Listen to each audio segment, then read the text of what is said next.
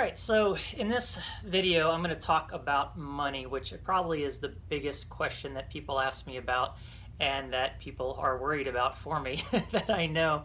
And I will talk about what position I was in when I quit my job, what position I was in when I was on the road, and the position that I'm in now.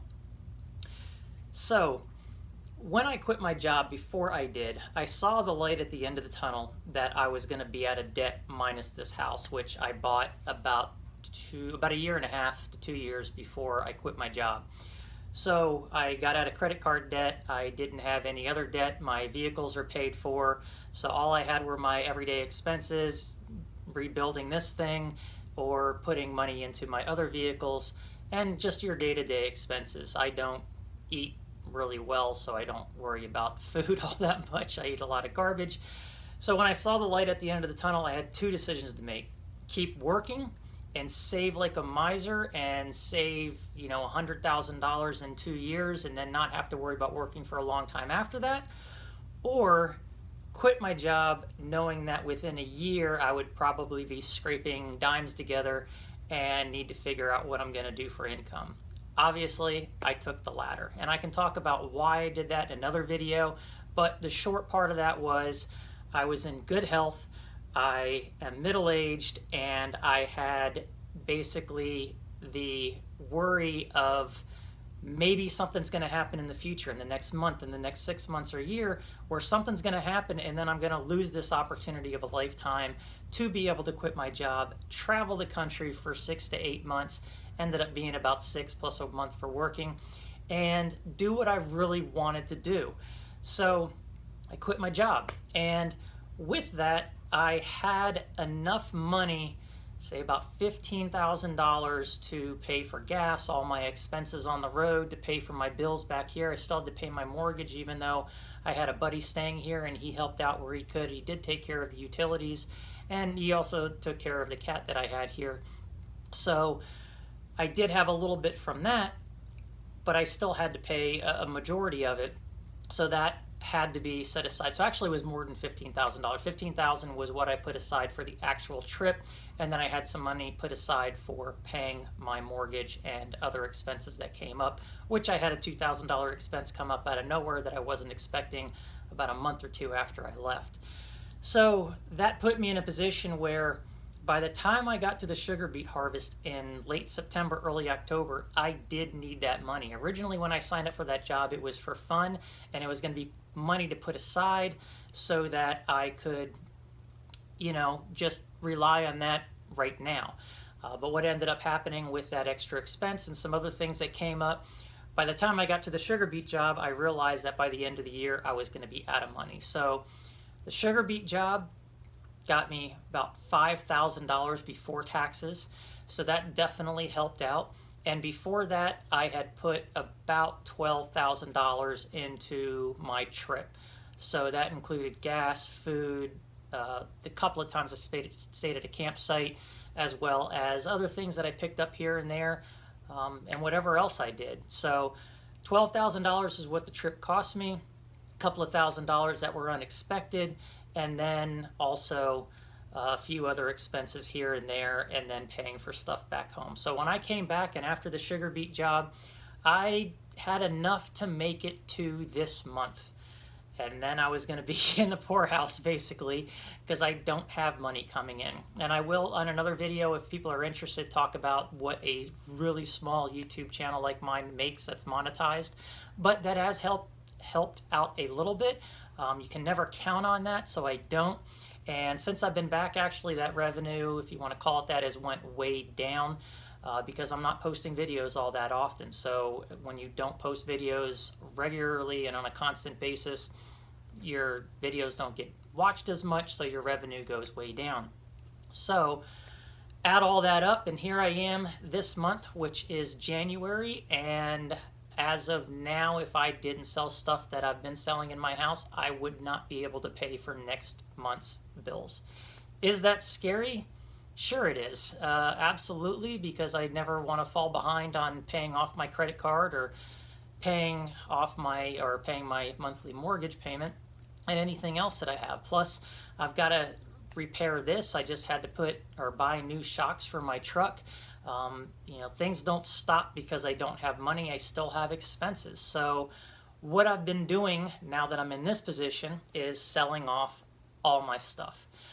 You've seen, maybe some of you have seen the video called Got Surplus, and I've been selling off all my military surplus stuff that I bought to either resell some of it, but a lot of it I bought, and then stuff that I ended up not using on the Jeep, or stuff that I just no longer need in my garage or in the shop at my girlfriend's place, like the ammo crates or the ammo cans. All that stuff I was actually using. Now I'm not going to be using it because I'm selling all the stuff that's inside of it, as well as other miscellaneous things that I have around here. So the only thing that I plan on keeping from my house are my tools and my vehicle parts.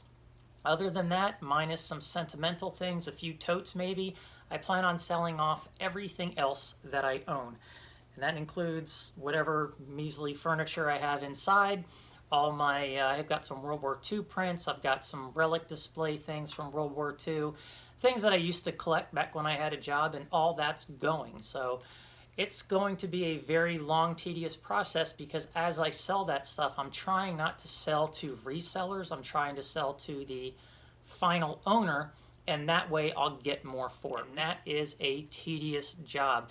It is a full-time job, and that's actually why I haven't picked up a part-time or full-time job to make money while I'm doing all this. I literally have spent the last week from morning till night posting stuff on eBay, posting stuff on Facebook, on Craigslist, just trying to sell all my stuff. And I've only really touched the surface, even though I don't consider myself to have as much as a lot of other people, minus the surplus stuff, minus stuff in my garage. But the stuff in my house, there's not a whole lot of it, so I'm kind of gonna be okay there. But I did have a lot of stuff that I got back from a divorce that was 10 years ago. We finally sold that house, and she just threw all the stuff she didn't want at me. It was right before my overland trip, so I literally took all that stuff and jammed it into the third bedroom in this house, and there it sits. So I'm gonna have to go through all that stuff and either donate it, sell it, throw it out, whatever I gotta do. That's gonna take time as well. So I've had quite a few people buying things here and there. A lot of times I'll invite them over. If it's through Facebook and I can see their profile, I'll invite some people over. I really don't have that much stuff in my house that I'm worried about people stealing. If they do, they do. If they want it that bad, I am not going to worry about it. It is just making my life easier to have people show up here, pick through the stuff that they want to get, as well as maybe buy other stuff. And so actually I just met one of the viewers from this channel, and Timothy, it was great meeting you. I'm glad we had a chance to talk for a while out there, and hopefully one day we can hook up out at UARI. That'd be great. But that's pretty much what I've been up to. It is taking a lot of time, but I need to get as much money out of the stuff that I'm selling as I possibly can. If I can't make enough money to meet my needs from month to month, then I am going to have to start looking for a part-time or a temporary full-time job. I actually would like to do that if I had the time, because I need to build up money as well for future trips. And if I can't do that before April and May, then that means that I'm probably going to end up going on the road to find a quick temp job that I can make some money before I do the trips that I've got lined up for this year. And that includes the Nova Scotia trip, as well as going back to North Dakota for the job. And also possibly my buddy's offering me some money to help him out in Texas with a fence project that he's got going. So there's some things that are starting to happen, and I want to make sure that I have enough money to not only cover my expenses on the trip, but I need to have a safety net should this thing crap out on me. If I lose an engine, or I don't know, put it on its side and I need a recovery, I've got to have that money built up. And right now it's not there. It is somewhat, and that's another thing that I'll get into real quick. So what do you do for a safety net when you don't have money in the bank? And for me, it is credit cards. It's not a great fallback plan, but if I need to pay for something quick and it's going to be super expensive, then that means it's going to go on the credit card, and I'm probably going to have to stay grounded for a while, work a job, and pay that off, because I don't want that interest hanging over my head. So at any moment, my life vision could be changed drastically. So does come with worry. There are ifs, ands, and buts, but I don't let those worry, if, ands, or buts hold me back from doing what I want to do, or I'll never get there. Could I go back to a job where I could put a bunch of money in the bank over a year or 2 years? Yes, but then it goes back to earlier part of the video. What if something happens between now and then where it just stops me in my tracks forever? And I don't want to miss this opportunity. I've got support from friends and family. I've got the means to try to pay for things as I go. And once I get past this year and I figure out the temporary jobs that I'm going to do on the road, then that'll set me up for next year, and I'll have a better idea of the kind of income that will put me in a position to make the trips that I want to make. So that's where I'm at today. That's where I'm going to go in the future. It's going to be temp jobs on the road, unless I can find a great temp job here in the area, but I've been looking and there really isn't anything. So it's probably going to be more harvest jobs or anything else that I can find that would be like on coolworks.com or temp agency jobs and things of that nature. So that's what I plan on doing for money in the future. Like I said earlier, the YouTube money does help somewhat, but I can't count on it. It's there when it comes in. Of course, I'm going to use it, but I can't use that as part of my methodology for how I'm going to make ends meet month after month after month.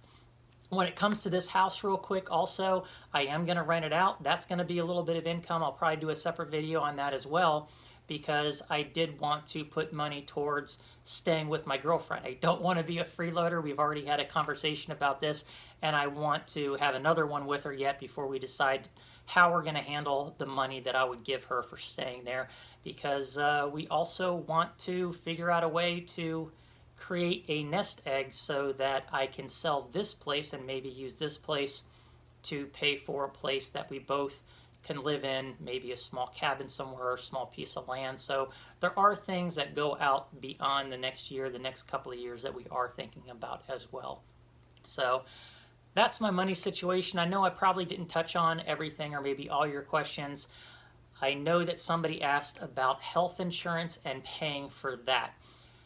That is a big one, and right now I do not have health insurance. So that is a gamble. Again, if I end up needing to put a $10,000 bill on some kind of medical need, I will whip out the credit card, I will pay for it that way, and then I'm going to be grounded for a long time to pay off that credit card. So it's kind of interesting. It would scare a lot of people that from minute to minute my life could change, or that your life could change. I'm not worried about that. I'm going to throw caution to the wind, and I'm going to live my life the way that I want, knowing that I will get myself out of it. I will figure out a way, and that's part of it. So yes, I have next month covered. The month after that, I do not.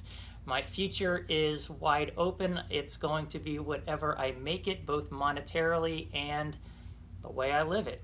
So that's it. Please ask your questions if I didn't touch on anything, but I'm trying to keep this video short, so I didn't want to throw a whole bunch of information out there. But ask those questions. I'll answer them down in the comments section. Hit the like button, hit the dislike button, whatever you thought of the video. Like I said in my earlier video, this is just going to be a lot of talking and not so much showing, because I'm talking through all the situations that I have in front of me for living this simple life and what I'm trying to make out of it. So thanks for watching. Talk to you next time.